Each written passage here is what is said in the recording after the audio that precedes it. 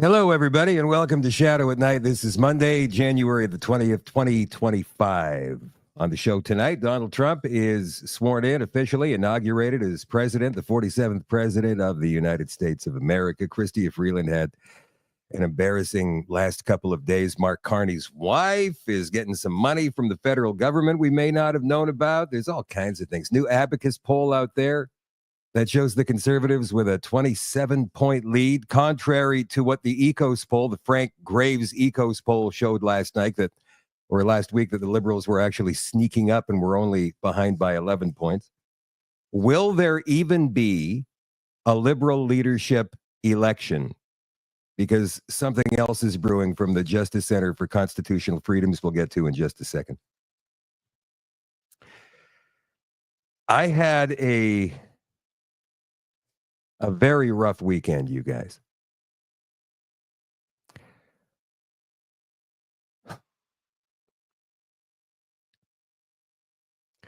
On Saturday morning, I got word that a very close friend of mine had died. Her name is Joanne. Here's a picture over here. Joanne and I were friends for over 20 years. We worked in radio together. And we worked against each other as well. In the late 1990s, there were two rock stations in Winnipeg. She worked at one, I worked at the other. We were on at the same time, and their ratings started to climb against me, and I was very concerned. And then something unfortunate happened, and that show, the show Joanne was on, stopped. I moved to Calgary.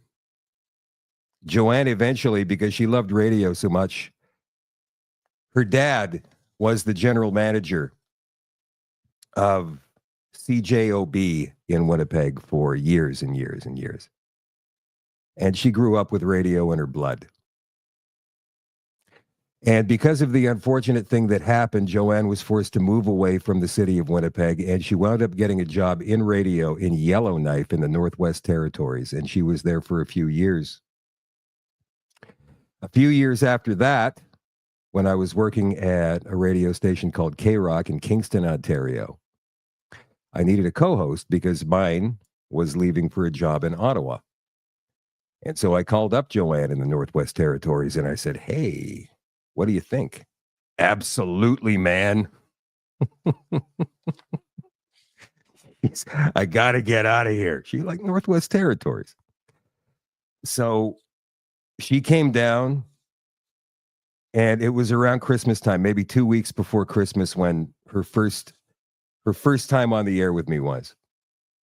And Kingston was very proud to have this Christmas tree in the town square behind City Hall downtown. And everybody thought it was so big and impressive, this Christmas tree. And Joanne got here, or there, to Kingston. And the next morning she goes on the air and says, so what's with that piddling little Christmas tree? What she thought it was. She had no idea that everybody in the city was so very proud of the Christmas tree and how big and beautiful it was. And so she said that, and I went, oh, great start. Great start. I had to spend the whole morning defending her from angry phone calls that were coming in. It was something else.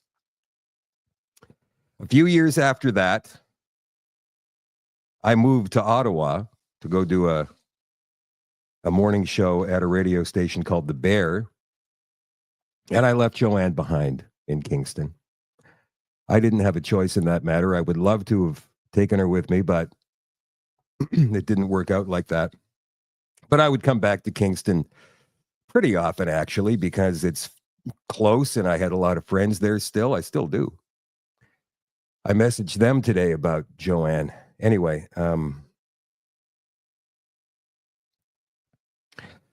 I came back to Kingston to play in a golf tournament. I knew Joanne was pregnant, but I didn't know how far along she was. And I just had this feeling, I had this hunch that she was in the hospital having her baby. And I was there in town. So I thought, and I didn't call her or anything. I just had this weird feeling come over me. And so I went to the hospital, Kingston General Hospital, and I walked in there and I said, "Is Joanne Cochran here?" And the girl at the front desk said, "Yeah, she's on the third floor. You can go on up and visit. She just had her baby." And so I did. And aside from her boyfriend at the time and Joanne herself, I was the first one to see Jasper. Just a fluke. Anyway, Joanne and I were close friends. And on Friday, she had a heart attack at the age of 53. She was rushed to the hospital. They tried life-saving measures. Didn't work. And she died.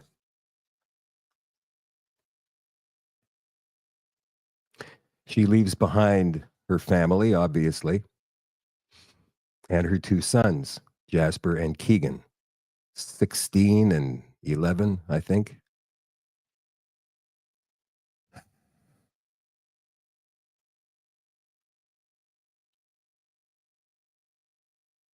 I'm not even going to get into the whys of this. I'm no scientist. I'm no doctor. But obviously, my first thought was what you're thinking right now. I haven't elaborated on any of that publicly because I think it would be upsetting to the family at this stage of the game, and so I'm not going to say a thing. But she had no history of heart issues at all. She was a regular, healthy 53-year-old woman. So, friend, I will see you again.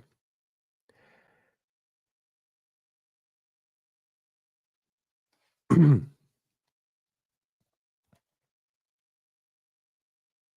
going to tell you guys, I know a lot of people who have died suddenly in the past 3 years. This one, without a doubt, is the worst. It's the worst. I mean, Joanne and I, now, I don't want anybody to get the wrong idea. Joanne and I work together, and when you work together doing a morning radio show, you're spending 6-7 hours a day together, and you just become close. There was no romantic relationship between us. There never was. It was just a very, very close, almost like an older brother, younger sister kind of relationship. And we had a shorthand in the way we talked, and we could predict what each other were going to say by facial expression. It got to that stage. And you know, the funny thing is, I saw her a couple of months ago just by happenstance in a restaurant. And it picked up where it left off because we hadn't seen each other in a few years.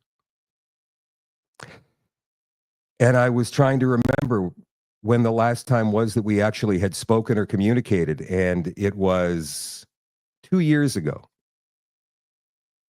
before the bump into back in November. And I was looking through my Facebook messages, Joanne and I, and you know what the last thing she said to me was? Nothing. It was just a heart. That's it. For no specific reason. Joanne was like that. She would just do that from time to time.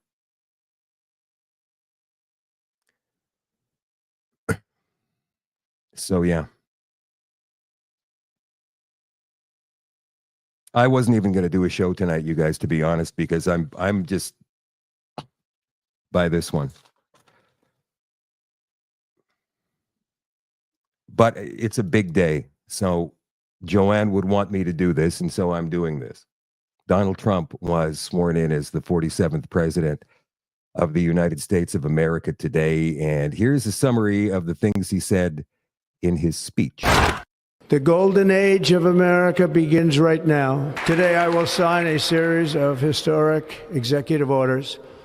With these actions, we will begin the complete restoration of America and the revolution of common sense. I will declare a national emergency at our southern border. All illegal entry will immediately be halted, and we will begin the process of returning millions and millions of criminal aliens back to the places from which they came. The inflation crisis was caused by massive overspending and escalating energy prices, and that is why today I will also declare a national energy emergency. My proudest legacy will be that of a peacemaker and unifier. What about tariffs? What about tariffs? Everybody wants to know. What about the tariffs? What about those 25% tariffs? We'll get to that. Donald Trump had a rally, I guess, last night before inauguration day today, and he had the Village people come on. I'm not sure if these were all of the original Village people, but they sang YMCA. And he also last night made this promise. As a first step toward restoring transparency and accountability to government, we will also reverse the overclassification of government documents, and in the coming days, we are going to make public remaining records relating to the assassinations of President John F. Kennedy, his brother Robert Kennedy, as well as Dr. Martin Luther King Jr., and other topics of great public interest. It's all going to be released, Uncle Sam. Finally. Joe Biden, before leaving office this morning, he was still the president this morning when we all woke up. He issued some preemptive pardons. Can you even do that? The issue is still up for debate, but here's Fox News coverage of it this morning. It's a Fox News alert. President Biden just came across, just issues new pardons for Dr. Anthony Fauci. You could call these preemptive pardons. Dr. Anthony Fauci, retired four-star General Mark Milley. This just happened moments ago. It also includes the members of Congress and staff who served on the Select Committee and the U.S. Capitol, and D.C. Metropolitan Police officers who testified before the Select Committee. This as Trump prepares to take the oath of office in just a few hours. Would that include Liz Cheney? So what it's a mess. No, it doesn't. I guess, Committee? Yeah, Select Committee. The whole select. But what does it say?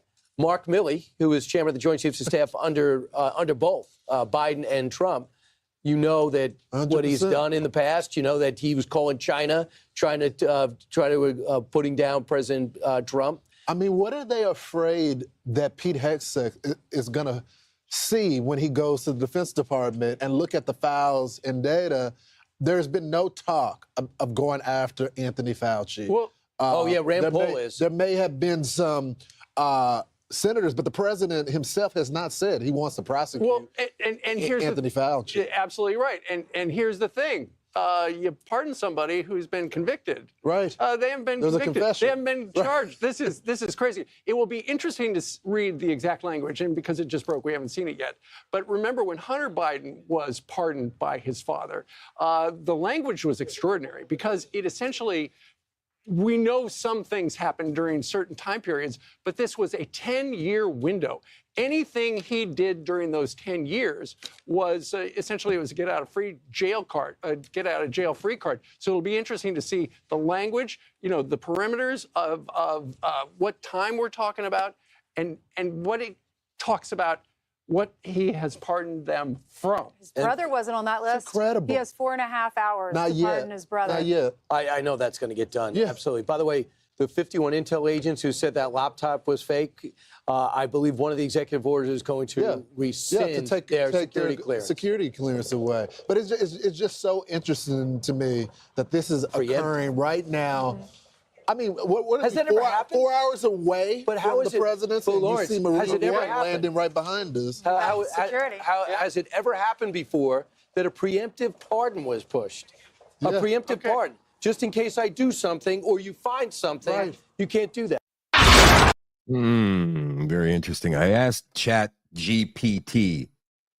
Can a president issue a preemptive pardon? And here's what ChatGPT says. Yes, a U.S. president can issue a preemptive pardon, though this practice is rare. A presidential pardon granted under Article 2, Section 2, Clause 1 of the U.S. Constitution allows the president to forgive federal offenses. Importantly, the Supreme Court has interpreted the pardon power as broad and encompassing, including the ability to issue pardons before formal charges are brought. Interestingly, when I asked ChatGPT about this an hour before, and this is about 4:30 this afternoon, so I asked at 3:30, it said no. A U.S. president cannot issue a preemptive pardon. You think somebody was in there reprogramming? Very, very interesting. I didn't say my hellos yet tonight. So hello, Sherry, watching on X. Terry is watching in Grand Prairie. Terry from Grand Prairie. Hello, watching on Facebook. Hello, Carla, Lena. Lena from London. Mireille is watching in Lacombe. Hello, Jonathan, watching on YouTube from Newcomerstown, Ohio. Savage Juan is on YouTube watching. Linda in Trenton. Hello, Jackie in Ottawa. Kathy is watching in Bothwell, Ontario. Bill from Fort Sask. Shirley is watching tonight. John, Mike, Michael, Roy, Patricia, Janet, Lise. Hello, everybody. Thank you for being here tonight.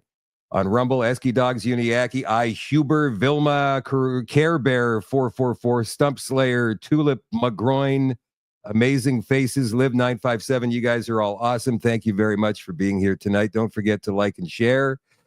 Let's get this out to as many people as we possibly can. One more thing that was interesting. I'm not up on all of the Freemason hand signs, but I see this one a lot. And I don't know what it means. Maybe some of you guys know what it means, or maybe it's upside down, whatever. And people are always pointing out, look, it's a Freemason hand sign.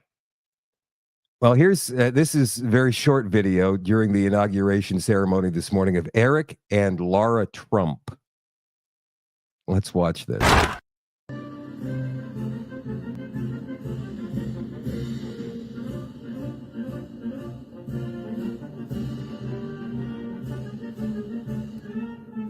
Oh, hang on. Bad word coming from the person who recorded this, but we're going to play it again. The fuck was that? Yeah, let's put this on again. I want you guys to see this because he's doing the thing, and then Laura comes over and says, and he stops, and right, which makes it strange.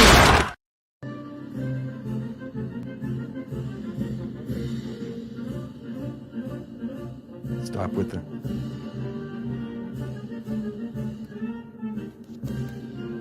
The fuck was that? I don't know. It just seems pretty strange to me. For you all accessors, I have something very, just kind of like that. Something very interesting, something very strange. Echoes what our friend Boyd Anderson has been saying for the last couple of years now, actually longer than that. And that's coming up on the extension after 9 o'clock Central tonight on shadowdavis.com. So if you're not a member, become a member, and then you can see that. Actually, what I'm going to do tonight is I'm going to offer you a sneak peek behind the scenes. So we're going to leave the stream up on Telegram tonight. The Shadow at Night community. If you're not a member of the Shadow at Night community on Telegram, become one, and then you can watch for free tonight only the extension. That is usually only available on shadowdavis.com. So what about those tariffs? Let's get to the tariffs. Let's move from the chat GPT and get to the tariffs. From the National Post, very cautious optimism in Canada as Trump does not enforce the tariffs for now. Politicians and observers say Canada is far from out of the woods as the prospect of a tariff war with its largest trading partner is still very, very, very real. Oh, look at the Three Stooges. Look at McGinty here. And here's Melanie Jolie thinking, hey, maybe I'll just throw on a pair of jeans. It's Casual Friday. I mean, this is just a sad sack group of people, man. And I'm so happy they're not going to be representing us going forward. But then again, who knows? In 2 words muttered to reporters as he walked away from an impromptu scrum Monday, Justin Trudeau summarized the Canadian political class's reaction to reports Donald Trump would not be imposing 25% tariffs on Canadian goods immediately. But politicians and observers say Canada is far from out of the woods, and the prospect of a tariff war with the country's biggest trade partner is still very real. Now, wouldn't it be something? I'm just kind of spitballing here.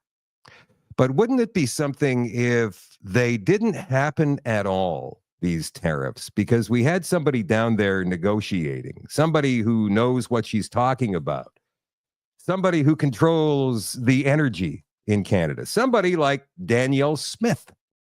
She was down in Washington today for Trump's inauguration, and Kean Bexty of the Counter Signal caught up to her on the street. Premier Smith, you've been here for a few days. You're here for a few days more. It's Trump's inauguration day.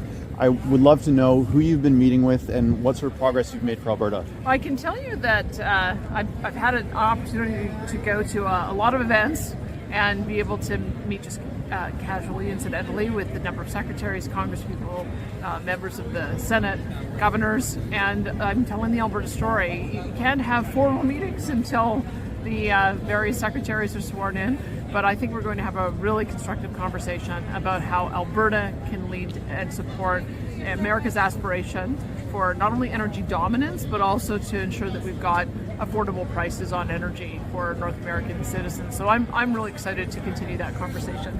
Many on the left in Canada, including in Trudeau's government and in Naheed Nenshi's NDP opposition, have criticized you for being here. As I'm sure you know, they say that you shouldn't be doing this, whether it's for Alberta or even Canada, that it's not your role. What do you say to them? My role is Premier and a Minister of International and Intergovernmental Relations, so it actually is in my job title, and I think there's no one better to tell the Alberta story than me.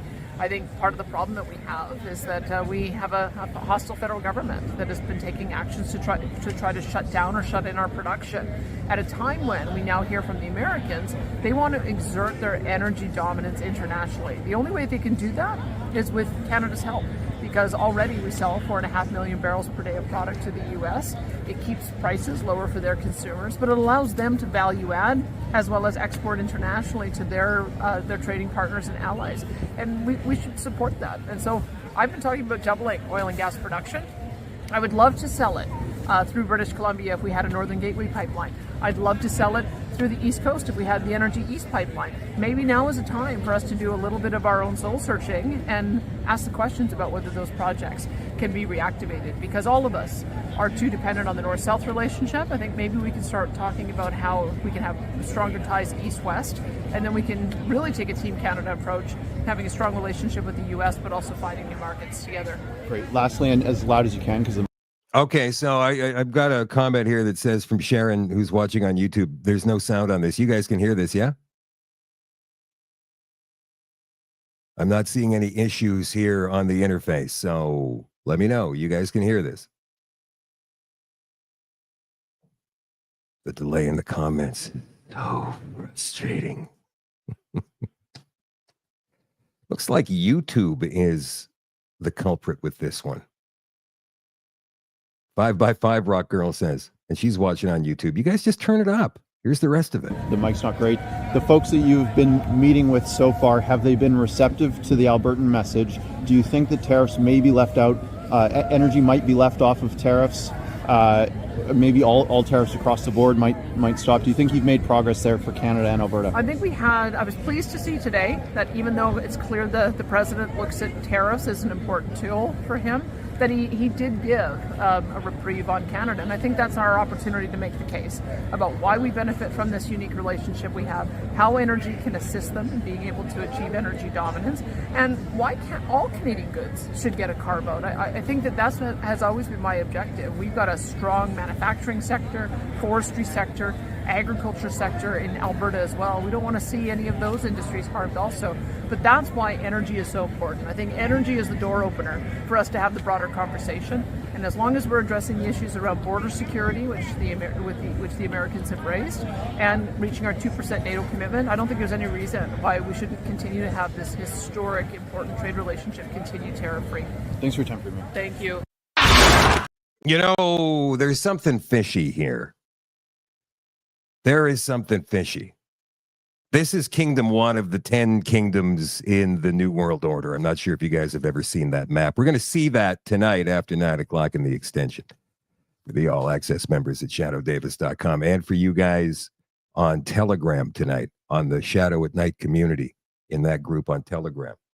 Speaking of border security, look at this. This is from steinbackonline.com. We've got a Black Hawk helicopter now patrolling the border in Manitoba.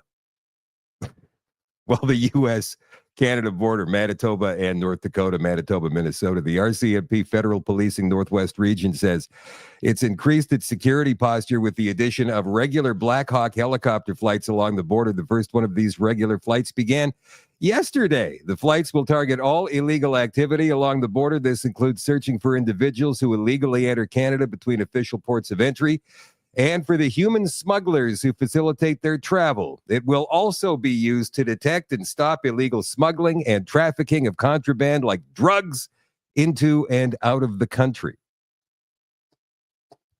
They couldn't have been doing this for the past 8 years? Come on. Just the idea for these smugglers, human or otherwise, drugs, whatever, that there's a Black Hawk helicopter right above them would be a huge deterrent. No, I'm just spitballing. I'm just throwing that out there. I think Trudeau wants a trade war. I believe Trudeau is looking for a trade war. And he wants to be the guy who handles it. Why would he form Team Trudeau and a committee to deal with the Americans unless he was planning on being around for a while? I mean, don't you think as a lame duck prime minister that you would just go, you know what, I'm going surfing, man, or I'm going skiing. You guys can deal with all this. I've been dealing with this for 9 years. I'm tired. I'm done. You kicked me out. I'm done. But no, he's right in there. And one of his right-hand stooges, hobgoblins, Stephen Guilbeault, we'll get to this in just a second. Stephen Guilbeault, the Minister of Environment and Climate Change, says it's deplorable Trump will pull out of the Paris Agreement as California burns. Of course, this is from the CBC. Environment Minister says Canada and the rest of the world must keep fighting climate change. Just when we thought we were out, they pull us back in. Stephen Guilbeault said the world needs to collectively continue fighting climate change, no matter what Trump says or does in his second term. It is deplorable. Guilbeault told reporters of Trump's inaugural promise to leave the Paris Agreement for a second time. It's quite ironic the president would do that as California goes through one of the worst forest fire seasons in its history. Yeah. Well, I'll tell you what, why don't you bring proof that all of those people who were setting fires with blowtorches, their names are climate change. Maybe that's their legal name. That's how he can get away with saying this. Hi, my name's Climate Change. Nice to meet you. The United States is the world's second largest greenhouse gas polluter after China. In 2023, its emissions accounted for more than 11% of the world's total. 11, oh my God. China's up around 35. India's around 25. Historically, the U.S. is the world's biggest emitter, but that's not the case. Yeah, it's big. But again, I mean, all you got to do is go listen to Patrick Moore and these other climate scientists that know exactly what they're talking about. These guys are walking around like the deal is done. The science is settled, which it never is, by the way. And we need to do something. We don't know what to do, so we're going to raise your taxes. How about that? Oh, there's an interesting video, little video clip of Bill Gates coming up for you guys in just a second. Let me see what else I've got here for you. Oh, yeah, Chrystia Freeland, she had a rough weekend. Yesterday, she announced she is launching her campaign to become the leader of the Liberal Party of Canada. Didn't go exactly so well for Chrystia. Here's some stuff from it. As voters, how can we as voters trust that they will kill us? Chrystia is a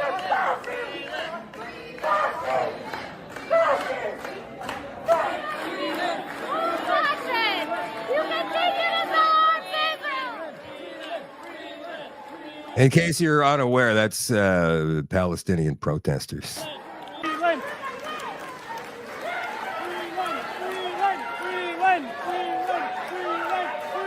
Still with the masks. Like, come on already. I support her! Get away, Archie Barber! What's that say? Freeland, our deputy PM gravedigger.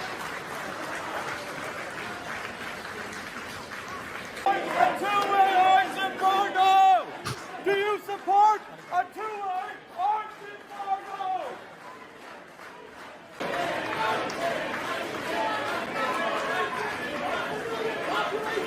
You are the Prime Minister that oversaw genocide! You stood by complicit! You stood by complicit!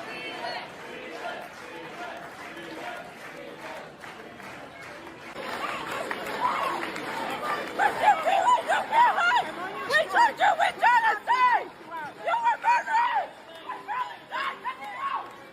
Albans Boys and Girls Club today.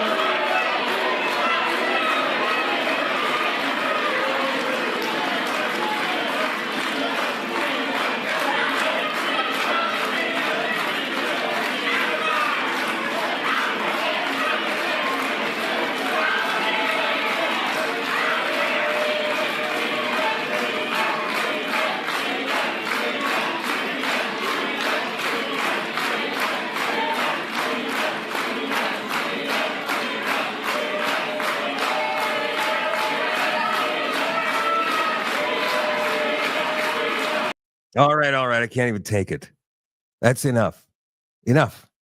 I've got a theory about this. I think, now this is going to sound crazy.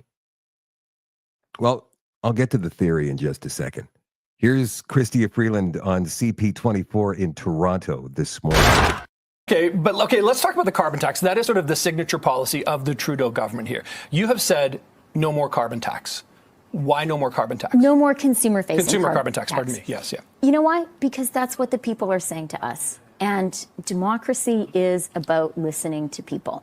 It is not about saying, dear Canadians, dear people of Ontario, you are so, so wrong. To be a good leader, you have to listen to people. And that's what we've heard from the people of Ontario and across the country, where people have a consumer-facing price on carbon. They're saying, you know, we don't like it. And progressive premiers, you know, premiers like Wab Kinew are saying the same thing. So we have to listen. And at the same time, we do need a strong plan to fight climate change. It's important for our planet. It's important for our kids. It's important for our economy. And I absolutely know we can do that. Let's go back to the disagreement you're having with the Prime Minister, because let's say you win this race. Of course, there's several people in the race right now. If there was a disagreement in your cabinet, how would you handle things differently? Like if your finance minister came to you and said, you know, Prime Minister, I think we're on the wrong track here. How would you tackle that differently than what the experience you've had was? Well, probably I wouldn't tell my finance minister I was going to fire her the day after she delivered the fall economic statement. I probably wouldn't say that 3 days before she was supposed to deliver it. Interesting note there. Step one, right? Yeah, step one, yeah. Okay. All right.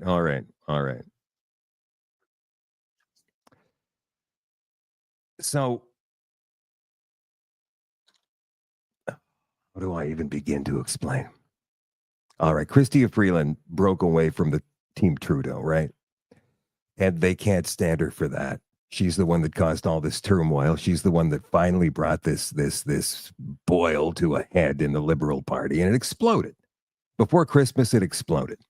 And then Trudeau finally decided to step down, or did he? David Creighton of Creighton's Right, Stand for Thee, I think his show is called on YouTube. I like David.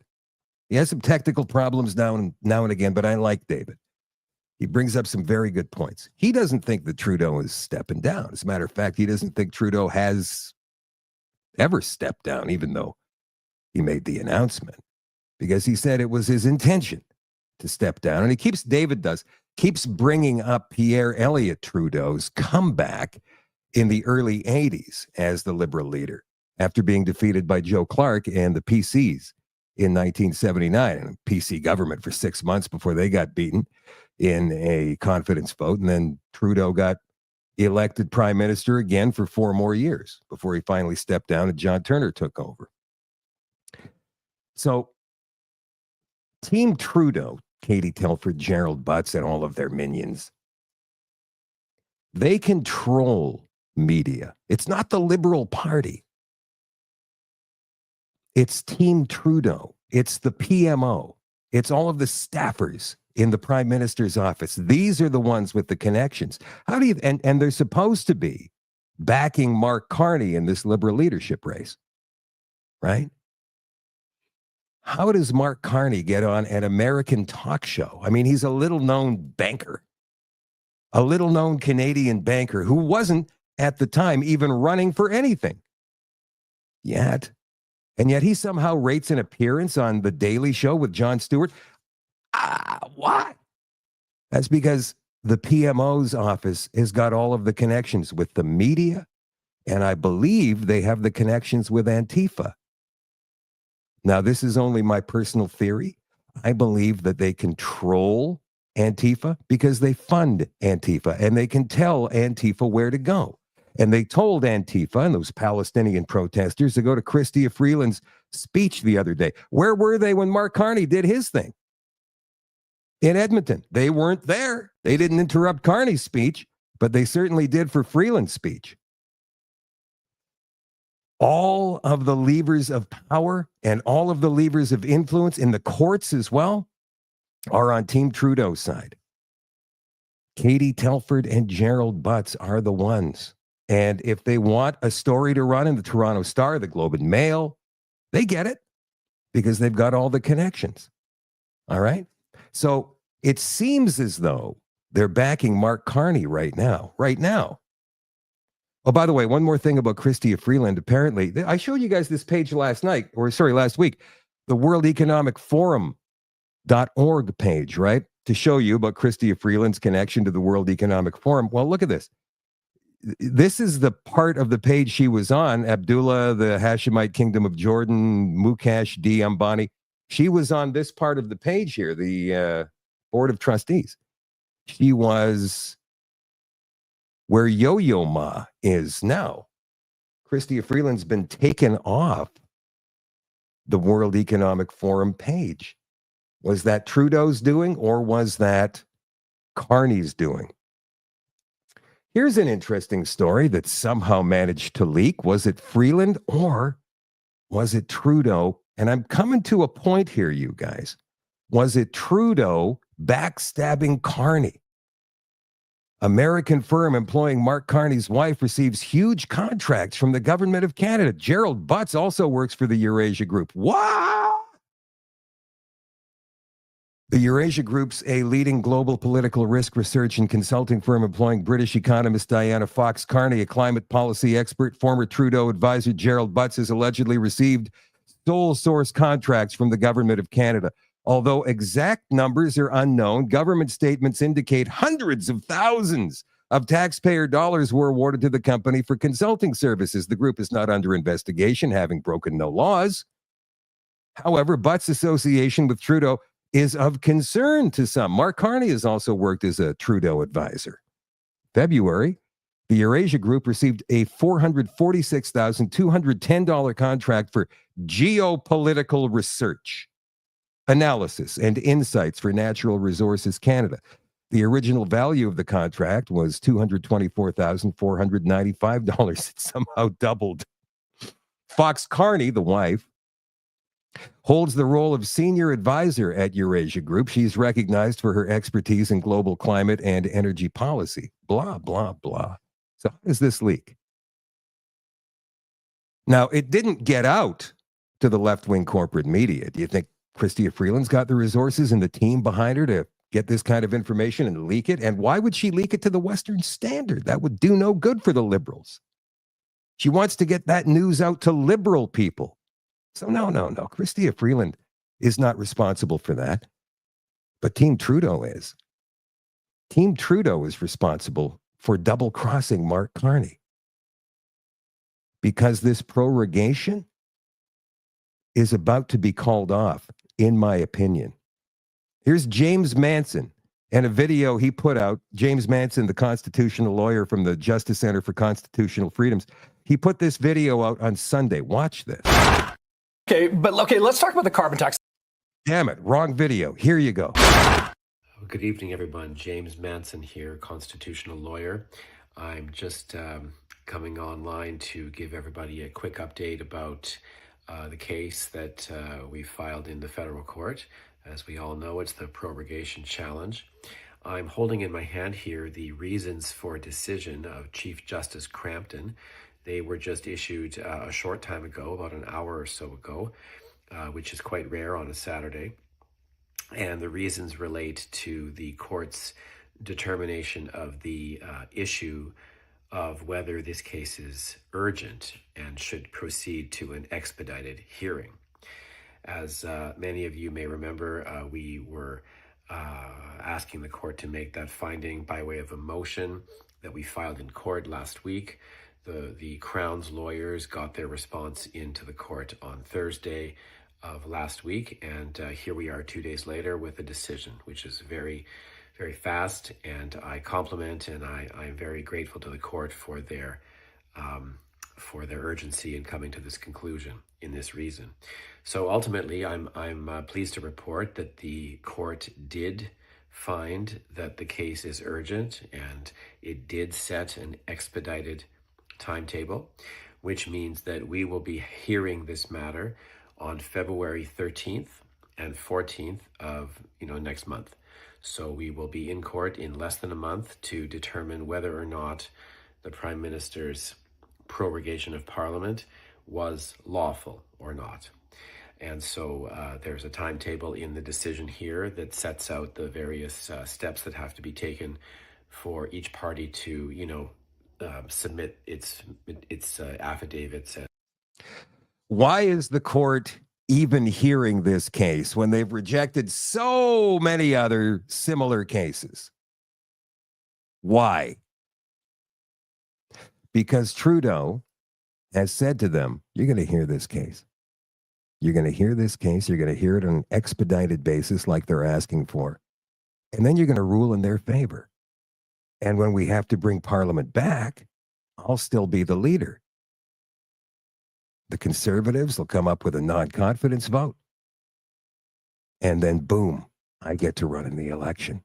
And my platform, Trudeau's thinking, my platform is going to be, I'm running against Donald Trump and his tariffs. That's what I think he's doing. And legal briefs and things like that.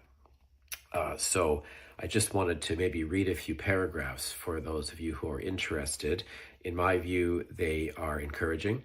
Number one, one of the issues that we were talking about in the motion was whether or not this proceeding is truly urgent, whether or not there's going to be any practical benefit to the case if things drag on until past March 24th, which is the day that Parliament is supposed to be resuming.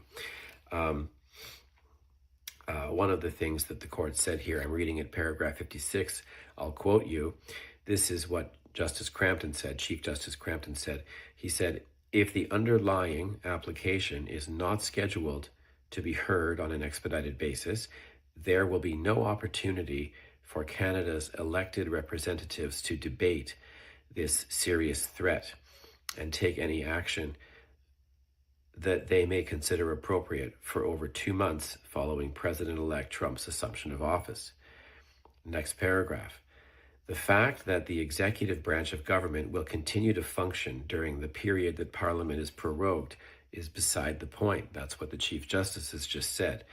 The fact remains that there would be no opportunity for Parliament to carry out its constitutional functions, including by availing itself of legislative tools at its disposal for a significant period during which Canada will likely face a grave challenge.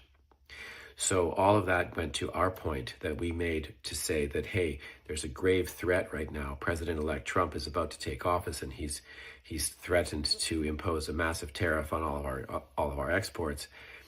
Parliament needs to be in session, was what we were saying. And it seems to me that the court here in these paragraphs was sympathetic to those concerns. There are other interesting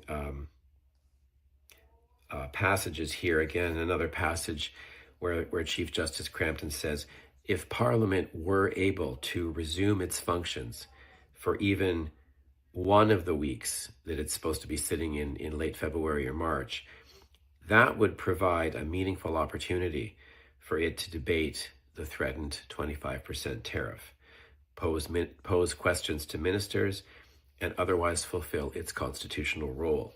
So again, it seems to me that the court is signaling, or at least it understands our argument, which is to say that Parliament needs to be in session so it can at least have some potential impact on the current economic situation. All right. So it sounds like the judge has already made up his mind from those passages that James just read. I've got calls in to John Carpe and to James Manson of the Justice Center for Constitutional Freedoms. I'm going to try and get those guys on at some point this week. Also, I'm not sure if you guys would be interested in this. Lieutenant Stephen Rogers, would you like to see the LT on the show? It's been a while. I could get him on if you want. He's a good guy. Got a lot of respect for the LT. I'd love to see him come on the show again this week, but only if you guys say it's cool.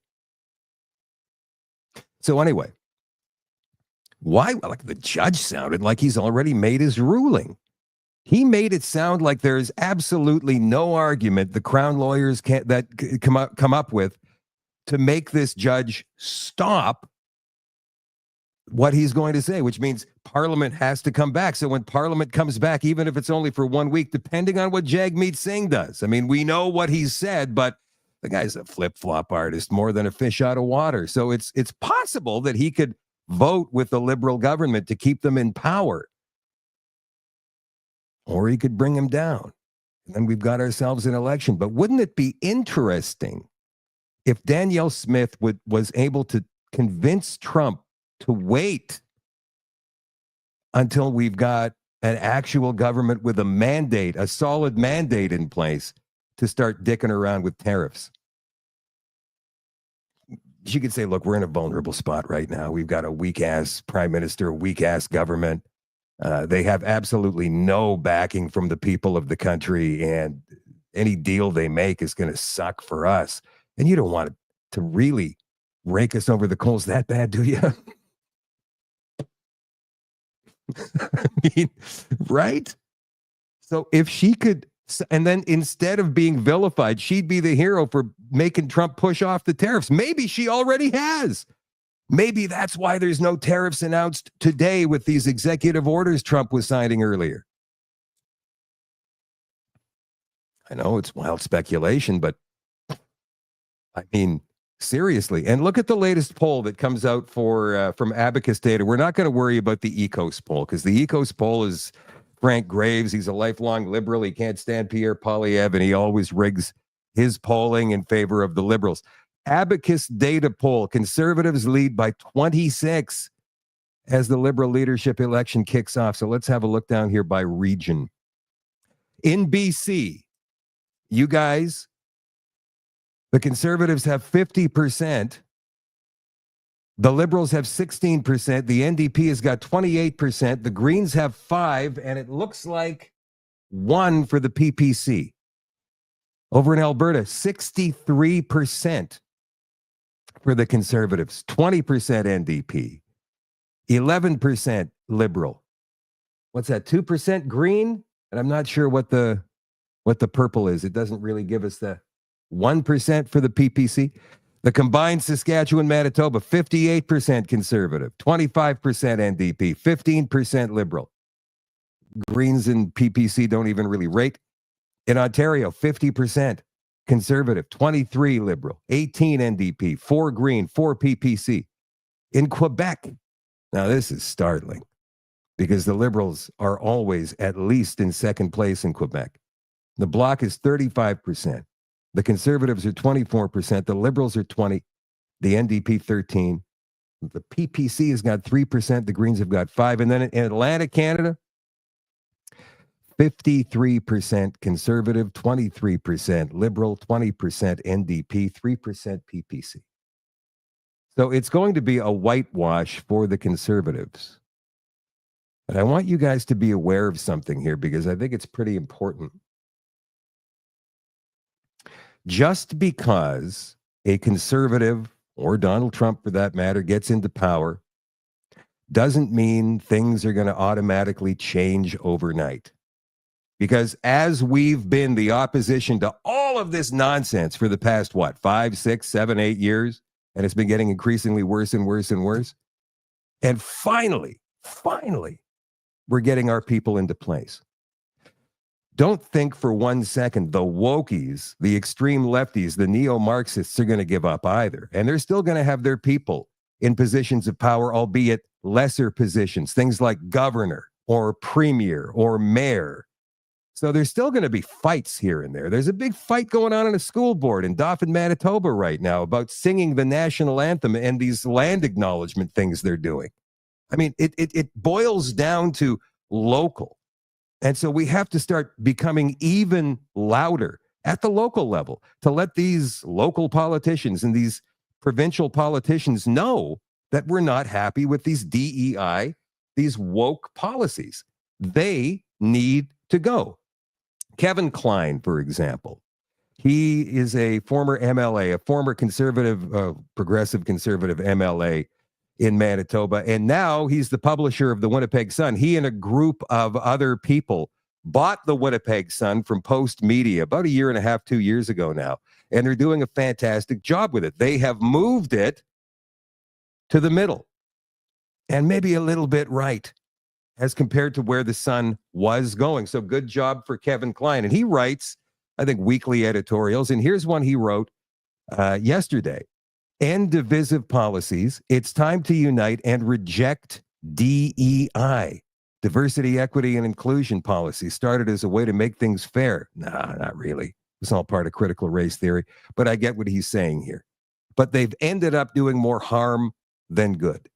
Businesses and organizations are starting to notice. Even the University of Alberta has decided to move away from DEI. Now they just renamed it. Don't be fooled by that.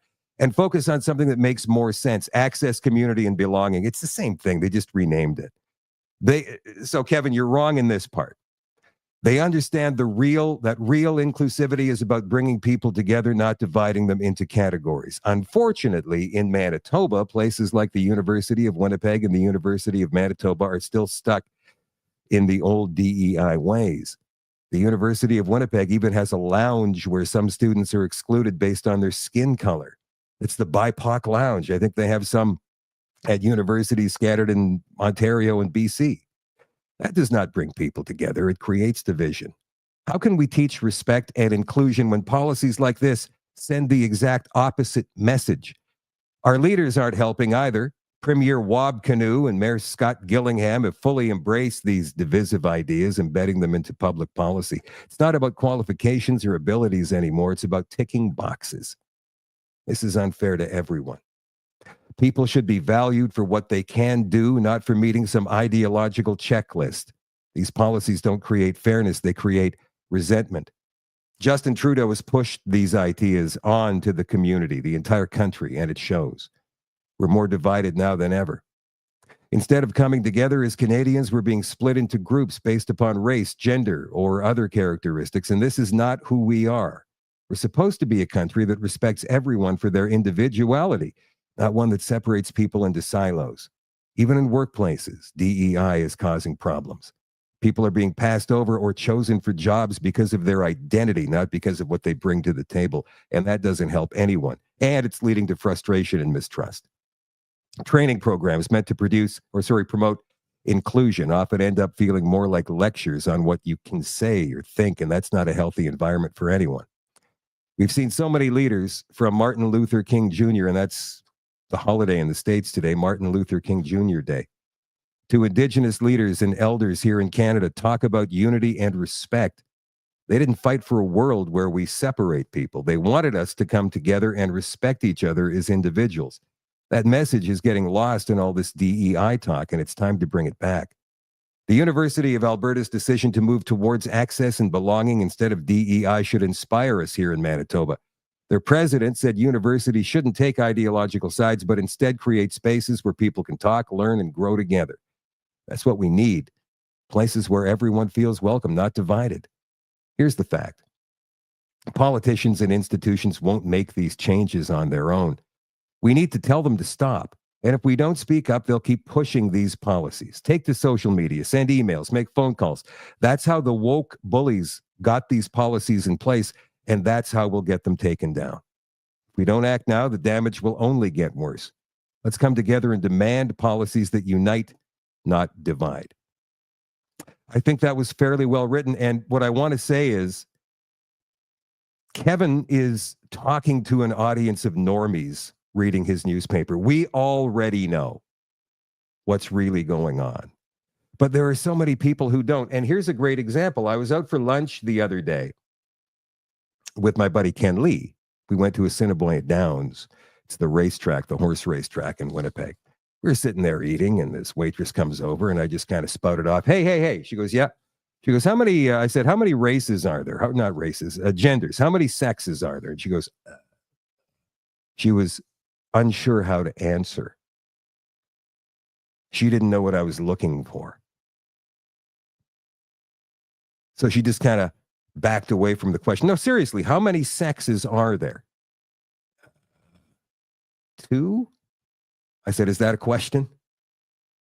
No, there's 2. I said, yeah, there's 2.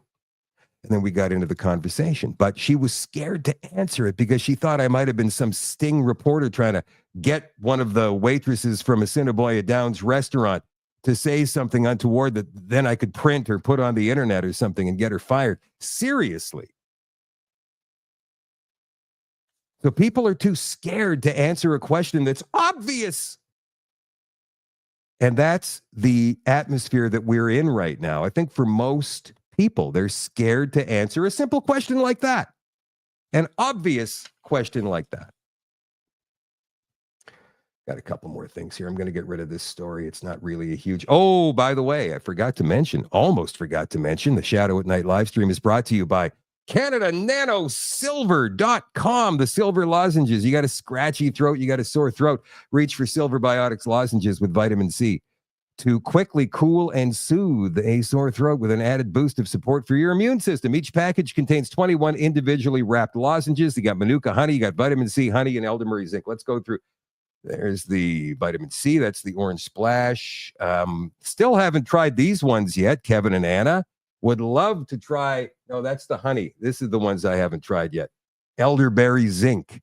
Got to get my hands on some elderberry zinc lozenges. These things are good. All natural products, guys.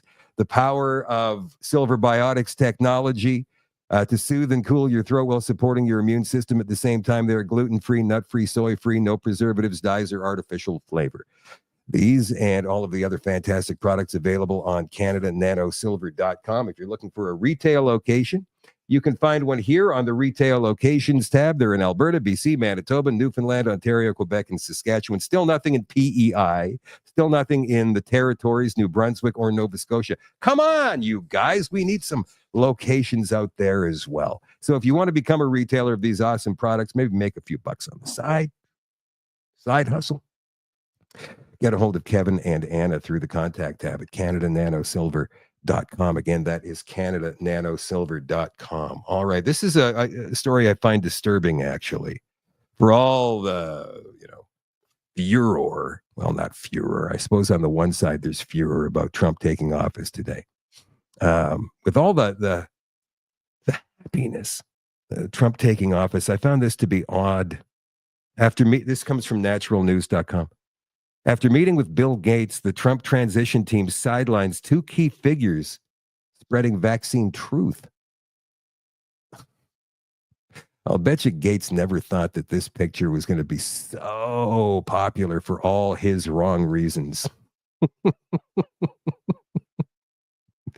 2 advisors to Robert F. Kennedy were removed from Trump's transition team over their anti-vaccine views. Bill Gates had previously pressured Trump in his first term to abandon plans for a vaccine safety commission, influencing the administration's approach to vaccines. Bill Gates recently met with Trump again and apparently was very pleased with the meeting. Internal tensions within the Trump transition team reveal efforts to limit Kennedy's influence and align health policy that promotes vaccines.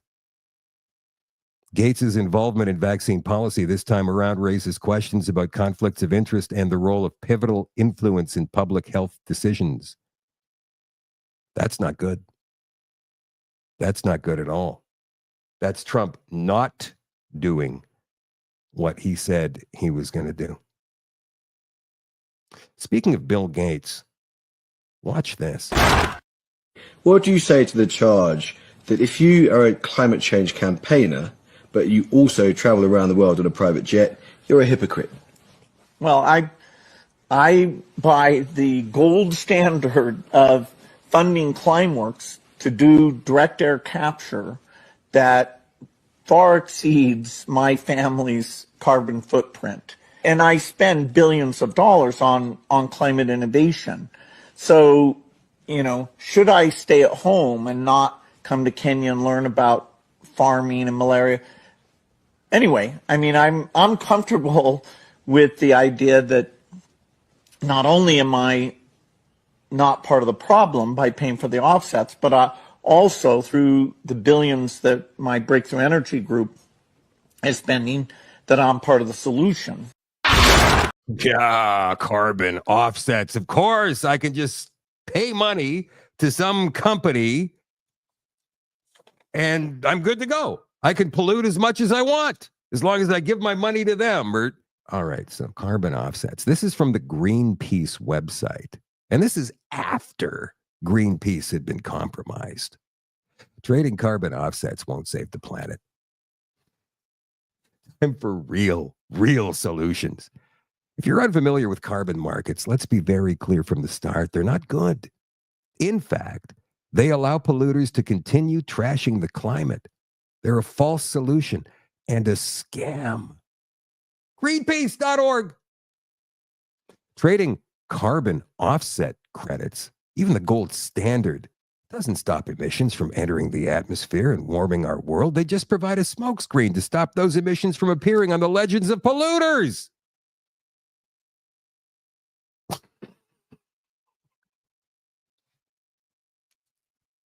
Once again, the left eating the left.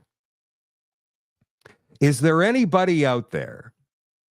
I know there's a lot of happy people out there today about Trump's inauguration and whatnot. And you know what? I think that it's going to be a good thing. And here's the reason why. You've heard me talk about this in the past, and I'm going to bring it up again, that there's the cabal on top, and then you've got the 2 or 3 legs that come down from the top of the cabal. One of them is this communist, fascist kind of totalitarian dictatorship, which is World Economic Forum, United Nations. That's one.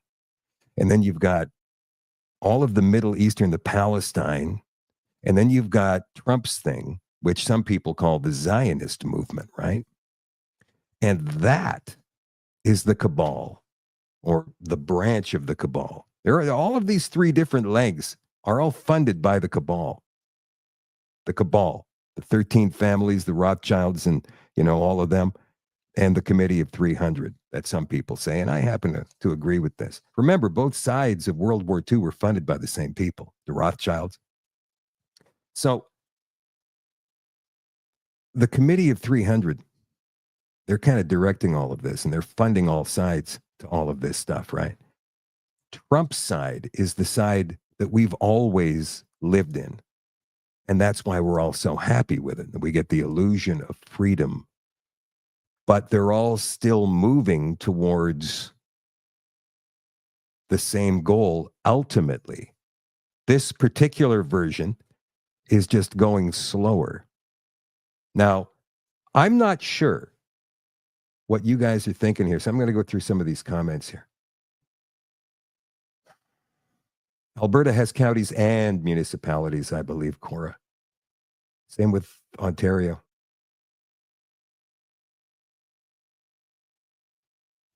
What are you guys saying here? Bill Gates, POS. Yeah. You're not commenting on Trump? What's the problem? Ellen says, good night, friends. I'm done for tonight. Can't take it anymore. Bilderbergs, Trilateral Commission, Club of Rome, all of that. All right. On the extension tonight, which you can watch for free if you're a member of the Shadow at Night community on Telegram. I'm just going to give you this one freebie for tonight. You guys can go ahead and look at it, see what you think. And then if you like it, become an all-access member at shadowdavis.com. This is going to give you some insight, probably some things you've heard before, but some things you haven't, right? But you're going to hear all of this coming up on the extension tonight. Is Donald Trump actually a bad guy? Are we just going with the lesser of two evils? Is that what's happening today? Because everybody's always saying, they're all captured, they're all captured, they're all captured. So that's all coming up on the extension on shadowdavis.com in just a couple of minutes. For the rest of you who will not be joining us, I love you all and I appreciate you all, and I will catch you tomorrow night at 8 o'clock Central, possibly with the LT, Lieutenant Stephen Rogers, on another Shadow at Night live stream. You guys have a great night and a great tomorrow. Bye for now.